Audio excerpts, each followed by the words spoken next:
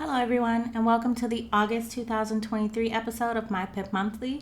As always, my name is Amber Ross Holloway, and I'm a partner here at Secrest Wardle's Troy office.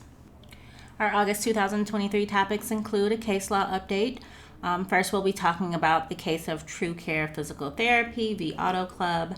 Next up, we'll go with Marwari v. Luchik, and this is an unpublished opinion of the Court of Appeals. The True Care Physical Therapy case is a to-be-published opinion, just so you guys know. And then moving on to trending topics in PIP litigation, we will discuss, of course, an Anderi update, the most recent update that we have for you guys. First up in our case law update, we have the case of True Care Physical Therapy v. Auto Club Group Insurance. This is a to-be-published opinion that was issued by the Court of Appeals. As you guys know, as part of the 2019 amendments to the No Fault Act, the legislature enacted what's called a utilization review process under MCL 500-3157A.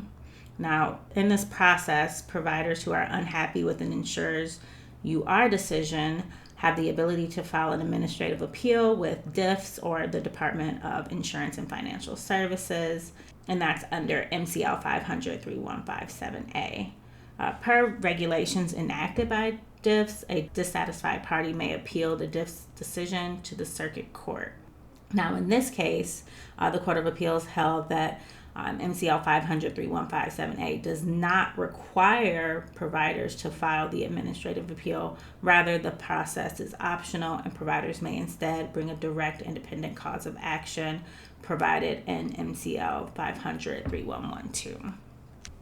Now, this case is really dealing with right after the utilization process started to become popular. A lot of insurers did a utilization review on bills from providers and essentially indicated for various reasons that the providers' bills weren't reasonable. They overutilized services. For example, the plaintiff or claimant only required 15 physical therapy visits, but 87 were done. So they overutilized those services. And then they would get a opinion or decision that the bills were being denied pursuant to a UR review or utilization review.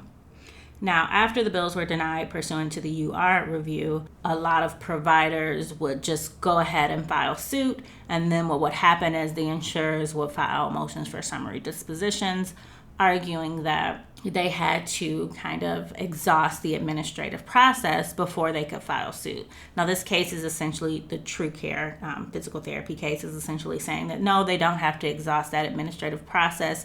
They may do so, but they also may just go ahead and file suit under MCL 500-3112. Next up, we have the case of Marwari v. Luchik. Again, this is an unpublished opinion per the Court of Appeals. Just a note on this one, it was handled by Secrest Wardle in the trial court and at the appellate level. Here, the Michigan Court of Appeals considered whether the sudden emergency defense applied to a situation in which a vehicle unexpectedly swerved into another lane, causing the vehicles already in that lane to come to a sudden stop to avoid a collision. Now here, plaintiff Marwari was traveling behind defendant Mary Luchik when a semi-truck unexpectedly swerved in front of defendant and came to a complete stop on the highway. Defendant was able to stop and did not hit the semi-truck, but plaintiff was not able to stop in time and therefore rear-ended defendant. Plaintiff, despite being the rear-ended vehicle, sued defendant for negligence. Now here, plaintiff argued that defendant created a sudden emergency by completely stopping her vehicle. This is kind of an unusual situation where the sudden emergency doctrine was used as a sword instead of a shield, as it's typically asserted by defendants as an affirmative defense. Now here, it was asserted by plaintiff in this case because his vehicle was the one that actually rear-ended defendant, therefore creating a rebuttable presumption that he wasn't at fault for the accident. Now, plaintiff used the sudden emergency doctrine to rebut that presumption, that rear-end presumption that is typically in rear-end accidents. Now, ultimately, plaintiff was not successful in this tactic, as the Court of Appeals held that It was not unexpected that defendant would have to stop her vehicle to prevent herself from colliding with a semi-truck. As such, there was no sudden emergency, and there was no genuine issue of material fact that the plaintiff was more than 50% at fault for the accident, and defendant was entitled to summary disposition, and plaintiff's claims were dismissed. Now here, the sudden emergency defense can be used to rebut presumptions of negligence, but only if the sudden emergency is actually expected. Even if it's unexpected that a vehicle would suddenly swerve into another lane, it is not unexpected that the other drivers would have to stop to avoid that swerving vehicle. In this case, it was not a sudden emergency. Moving on to trending topics in PIP litigation, I have for you guys another Anderi update. Now, as you guys know, almost a year ago, the Court of Appeals decided the Anderi opinion regarding the application of fee schedules that were added to the No Fault Act in 2019. Now, in this 2-1 published decision, the Court of Appeals held that fee schedules do not apply retroactively as a matter of legislative intent, and even if the amendment were clearly drafted to apply retroactively, the Contracts Clause of the Michigan Constitution would prohibit it.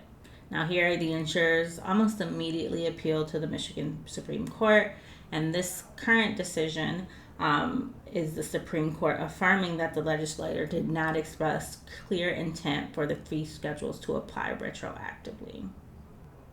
Now, essentially, the court held that MCL 500-3157 Section 7 and Section 10 apply to insureds injured while covered by an insurance policies issued before the No Fault Amendment or June 11, 2019. But it is important to note that the court did not find any constitutional problem with applying the fee schedule to post-amendment accidents. The court specifically said that the prospective application of the new fee schedule is reasonably and rationally related to a legitimate legislative process or purpose, regardless of the effectiveness or wisdom of the policy. Now, as you guys know, Secrest Wardle has been following the Anderi decision very closely for about 3 years now. In May of 2019, the legislature enacted amendments to the No Fault Act through Public Acts 21 and 22, which became effective on June 11, 2019.